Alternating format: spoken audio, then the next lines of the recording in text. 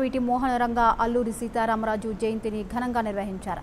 ఈ కార్యక్రమంలో రాధా రంగా మండలి అధ్యక్షులు ఆర్కాట్ కృష్ణప్రసాద్ పాల్గొన్నారు. పేద బడుగు బలహీన వర్గాల ఆశాజ్యోతి అయిన వంగవీటి మోహన రంగ సమాజానికి కుల మతాలకు అతీతంగా ఎంతో సేవ చేశారని ఆయన కొనియాడారు. అలాగే బ్రిటిష్ వారిని గడగడ వణికించిన విప్లవ వీరుడు అల్లూరి సీతారామరాజు అని చెప్పారు. అనంతరం వంగవీటి మోహన రంగ అల్లూరి సీతారామరాజు చిత్రపటాలకు నివాళులర్పించారు.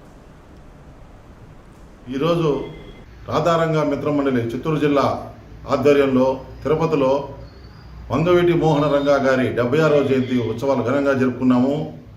పేదల బడుగు బలహీన వర్గాల ఆశాజ్యోతి వంగవీటి మోహన రంగా గారు ఎంతో శ్రమించి అప్పుడు పేద బడుగు బలహీన వర్గాలకు ఆయన చేయూతనిచ్చారు.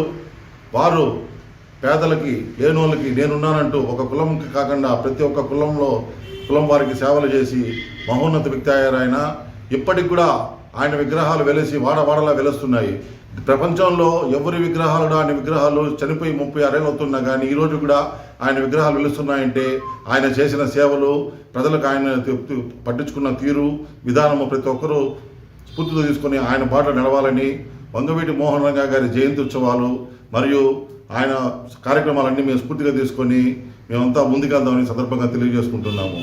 జోహార్ వంగవీటి మోహన రంగా. ఈరోజు రాధారంగా మిత్రమండలి చిత్తూరు జిల్లా ఆధ్వర్యంలో తిరుపతిలో వంగవీటి మోహన రంగ ఒక గుండె ధైర్యవస్తుడు ఉన్నాడంటే ఒక అల్లూరి సీతారామరాజే.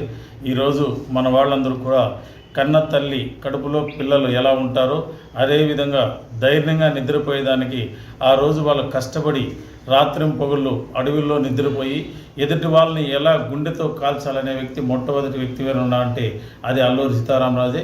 కానీ ఆయనకి ఈ చరిత్ర రావడానికి కారణం ఏమంటే ఎన్నో రాత్రింపగళ్ళు అన్నం లేకుండా తుపాకీని తల కింద పెట్టుకొని నిద్రపోయిన వ్యక్తి ఎవరంటే అతనే.